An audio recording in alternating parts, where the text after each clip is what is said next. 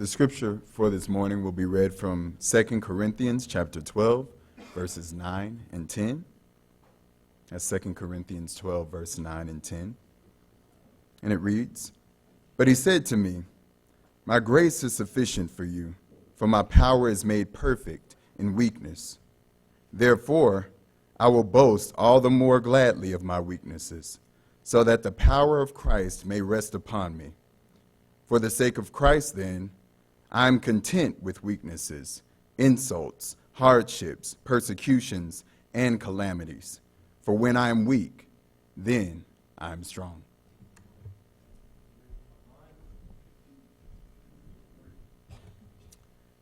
I've asked Bob to speak to us today. As you know by now, he's retiring from the SIBI classroom, and we'll be having a special celebration and reception for him and Louise this coming Sunday in this room, Sunday afternoon from 2 to 4, and you are certainly welcome to come. Bob's been here, are you in your 36th year? 35th year. Ending his 35th year. That's remarkable, isn't it? He's worked tirelessly for the school, for the church, and certainly for the community as well. Sort of the invisible to us work includes being called upon to interpret for the deaf, both from the school and in the community, many times in public situations, after hours and before hours. He's sort of been a 24/7 on-call person, and in that role he has served tirelessly and unselfishly in so many ways. That includes teaching the early morning Hebrew class to so many through the years. You didn't have to, but you did. Thank you from the bottom of our heart, brother. Well, many will be expressing their personal thoughts to him over the next few weeks and months. But I often think of this man as the meekest man I know. He is a gentle man. He's a man that I think of as one in whom there is no guile. There's a spirit of thinking the best of others, and he acts that way toward others. I've asked Bob to give us a bit of a parting message today, and so let's see what he's selected for us today. Come and preach the word, brother. Thank you.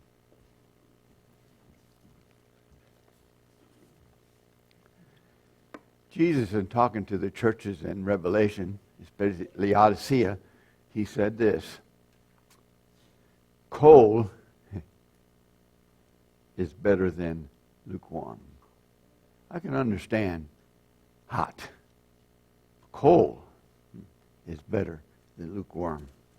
Maybe I can understand that better if I go back to the Old Testament and read Ezekiel. I wanted to read the whole chapter, but 20 minutes won't let me do that. I'll challenge you to again read Ezekiel, the 18th chapter. But here's a verse that comes out to me, and I like this verse. "But if a wicked man turns away from his sins and he has committed and keeps all my statutes and does what is just and right, he shall surely live, he shall not die." I like that. But just a few verses down, this is the one that helps me understand Jesus a little bit. Verse 24. "But when a righteous person turns away from his righteousness and does injustice and does the same abominations that the wicked person does, shall he live? None of his righteous deeds that he has done shall be remembered, for the treachery of which he is guilty and the sin he has committed, for them he shall die." Matthew 19:24, Jesus expresses this. He says to the Pharisees, to the people of that day who were the students of the Word, who learned the Word and knew the Word and professed faith in God, he says it's very difficult for a rich man to go to heaven. I went to India in 1988 with Paul Wheeler and others to visit people. I always thought I was a poor man. I grew up in Chicago. My parents were there, and I was born in 31. They went in 28. And you know what happened in Chicago and else place. My dad was on welfare. He had to get up in the middle of the night and hope they could get a slip in his hand. He could go and earn $1 so they could get some food. I didn't know about it. I was never hungry, never without clothes, never without anything. But I was just a poor kid, like everybody else in Chicago and everybody else when we went to Harding.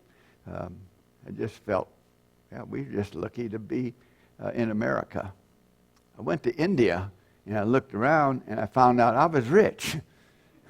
I was a rich man. And all once Jesus is talking to me. I would never eat in front of some poor kid. I would never have coats on and watch somebody else shiver to death or freeze. See, I was religious. I knew what to do. Now, right now I'm teaching Romans to the deaf. And in the first chapter of Romans it says, you Gentiles, you don't know anything about God, but you're sinners. You're separated from him. Then he turns again to the Hebrews, the Jews. And in verse 2 it says, you have all this, all that you know. You have it. And what do? You turn your back. You turn your back and you don't live up to what you're supposed to do. I think this is what my lesson is trying to say today. I think Israel knew God. Israel understood the law, and yet they were the ones the prophets talked to all the time. And I think today, you and I, we are the rich people. We are the people that have the word, especially those of us that have been in a place like Sunset. Before Sunset, it was Harding. That was heaven to a young college boy. But now, I found even a better place. Here's Sunset every day studying the word. And missionaries come from all over the place. That tells me that our Christian life has to be a full life. Now, there's two stories I want to say, if I can get through them today, that might help you understand this fella as he looks into the scriptures and sees himself in all the weaknesses. These two stories may help you understand me. One happened in Indianapolis, Indiana. I worked there for a deaf church for 4 years, 4.5 years. We were lucky. We got a new bus given to us. Well, it was a bus. It wasn't new. But it was a bus. And so that meant I could get up an hour before I had to leave for the Bible class, and I could go around and pick up all the deaf. And then I would teach the Bible class, and then I would preach the lesson, and then I would drive all of them home again. And wow, what a blessing that was. And then that afternoon, before the evening service, you had to begin again another hour and drive around and pick up everybody and preach the hour and then take them home again. That bus was great. But I was also director of the camp that was in Arkansas, 600 miles away. So in order to get deaf kids there, I had to talk to all the hearing people and all the friends I knew to collect some money so that I could pay for their way to get to camp. And then I would be, I had to take my little daughter to Chicago, or let my grandparents, my parents drive to Indianapolis and take her there. Then I could, with my wife Cora, we could take these deaf kids on that bus to camp. But that Sunday morning, we still got up the hour early, made our rounds, and we still afternoon rested a minute, packed up, and took all of our luggage on the bus and made the rounds and took all the people again. And now we met at the church that night, and we loaded the bus up. 18 of us. Cora and my wife, that's the only two adults, and the other 16 were children from 10 to 18. Half of them were not members of the church. And now here I am.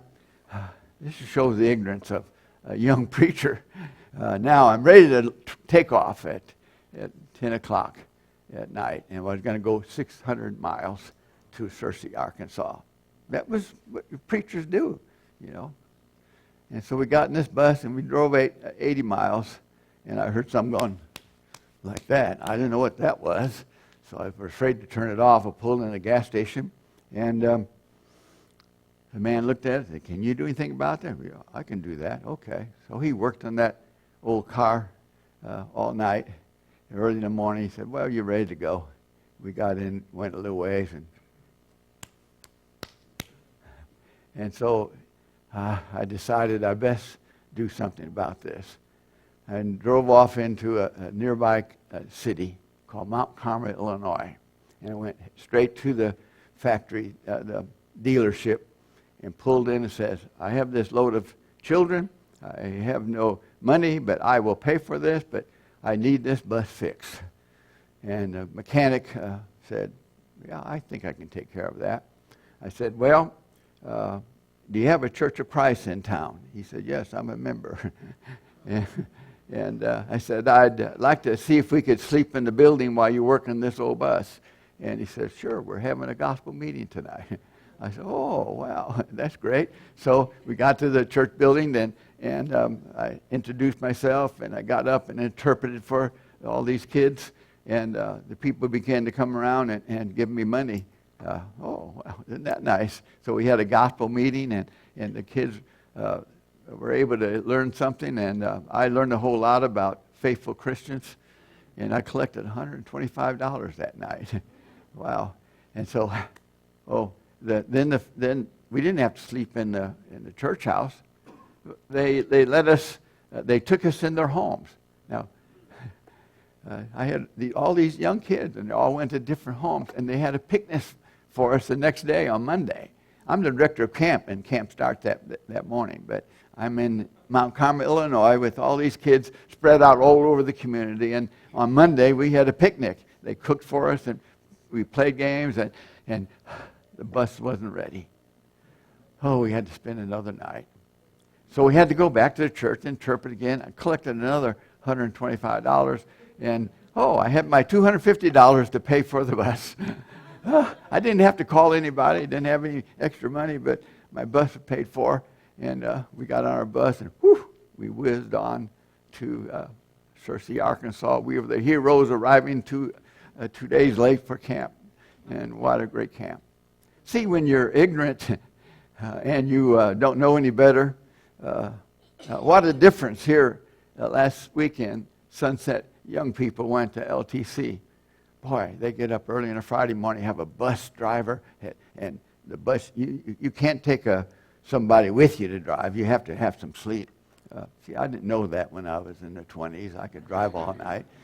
I didn't know that old bus had red flashing lights on it. I never saw them. I was driving, and I knew I had to stop at every railroad crossing and open the door and go across it and go on. I would drive all night. 600 miles, what's that to a young man? It had worked all day on a regular Sunday. See, when you're ignorant, you don't know any better, God takes care of you and all the things that go with that.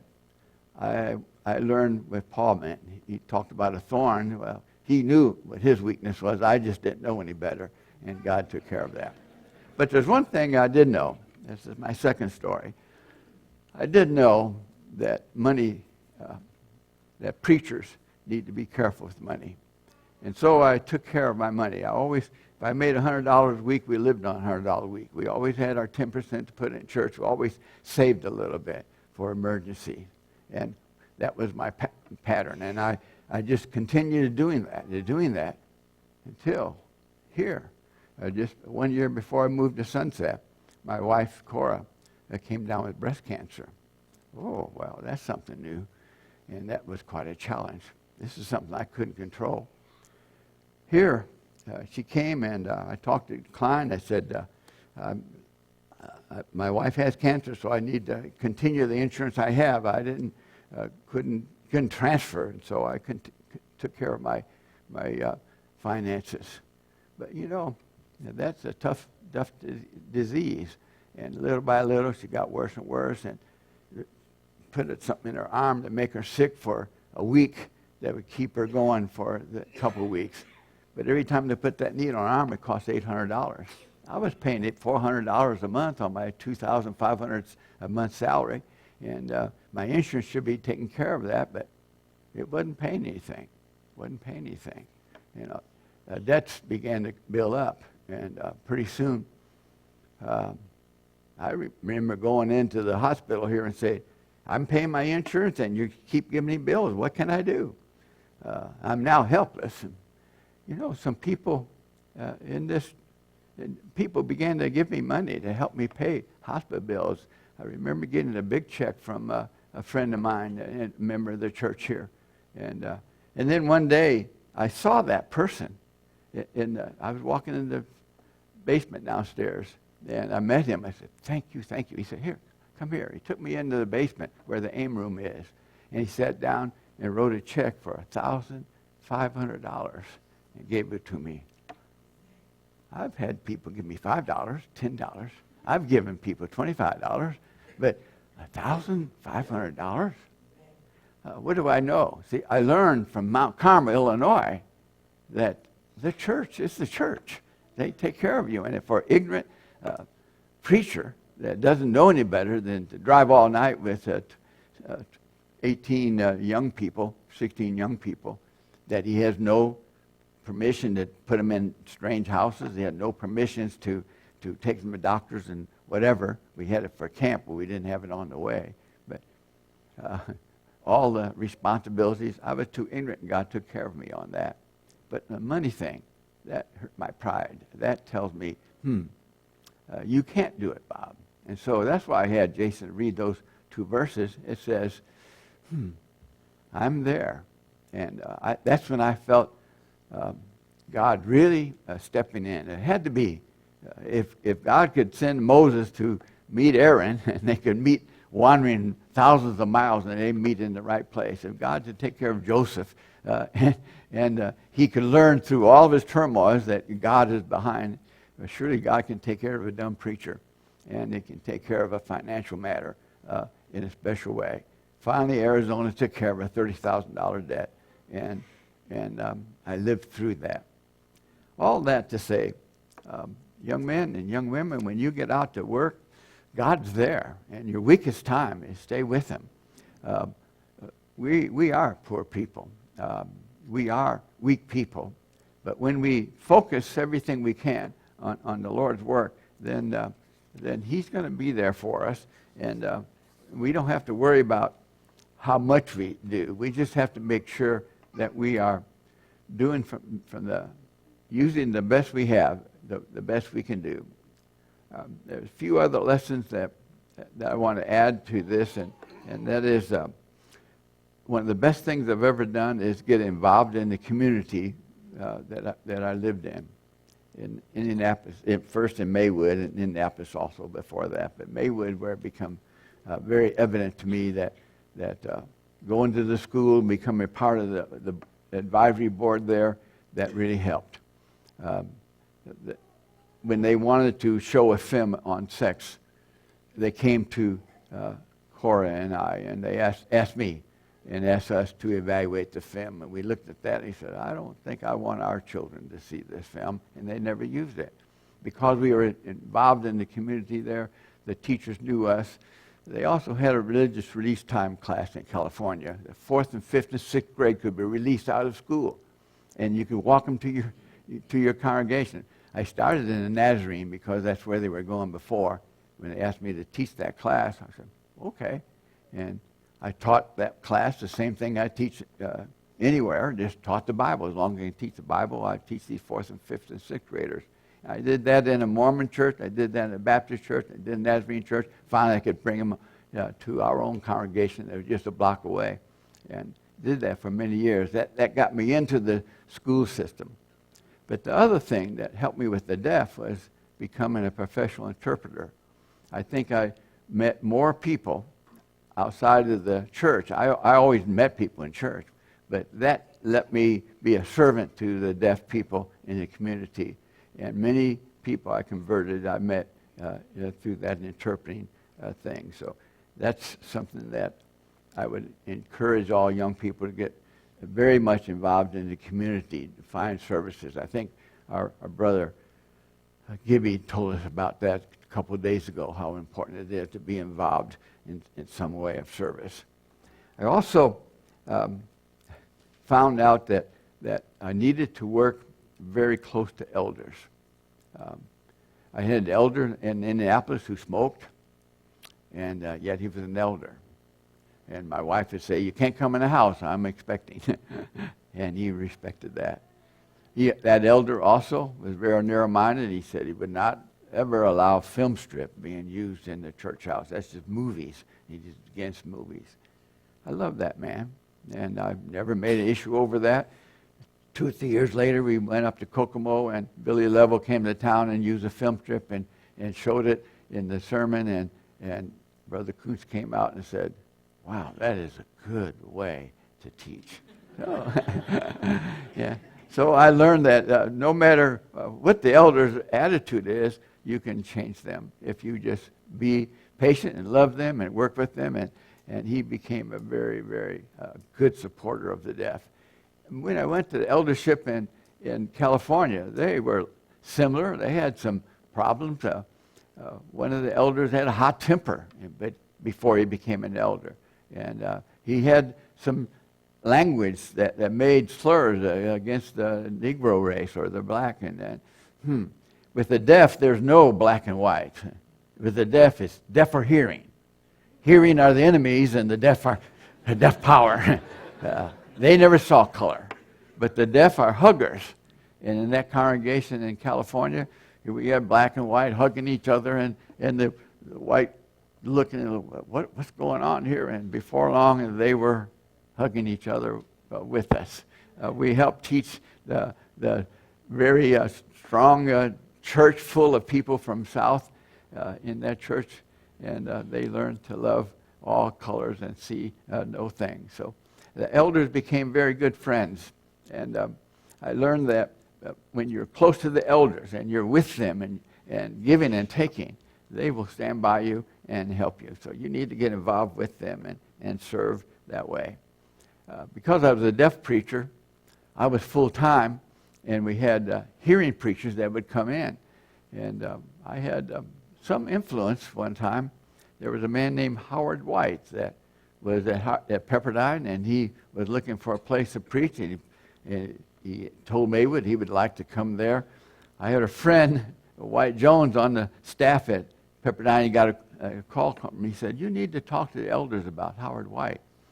And so I went in and I explained to them that this man is a good man, and he will talk to you in a way. You need to listen to him. He came in and talked, and he became the preacher. Here I had the president of Pepperdine, my co-worker in the Maywood Church. He did a tremendous job. His wife, they were down to earth. And it's interesting how little things, how God uses all of us in different ways. Young men, when you get in the church house, love your elders, know them, and be with them, have them in your house, and that will help you tremendously. I had to stand with those elders when they had the deaf fellowship, some people in the church there. And that was the toughest thing I've ever done in the Lord's work, when you have to disfellowship people that you worship with a long time. Hope you never have that experience. These men were attacked, and I had to stand with them. But we weathered that storm and came through it, and I think God has used us for good.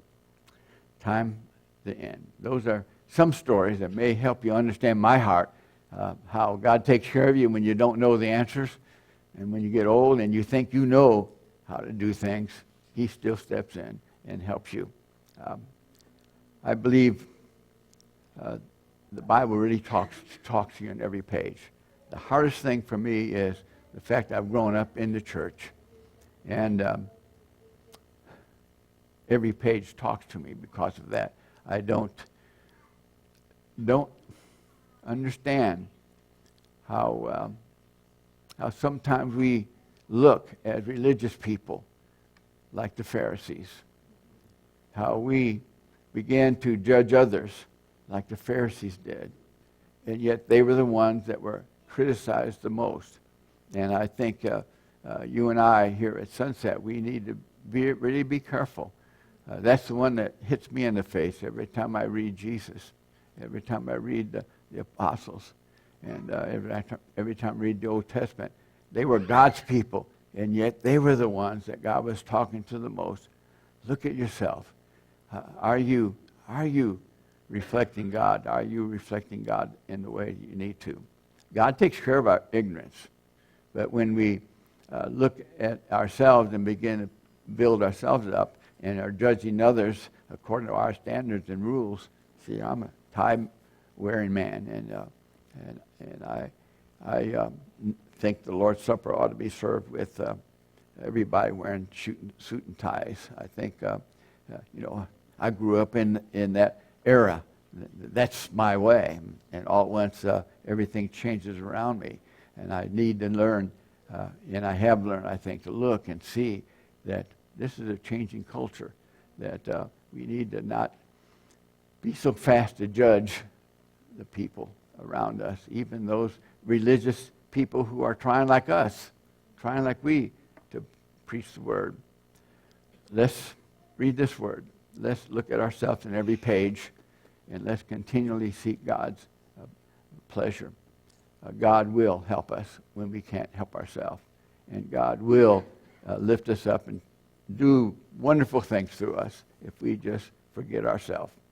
That's my admonition to this group today. I wish I had more time to tell you more stories, but God bless.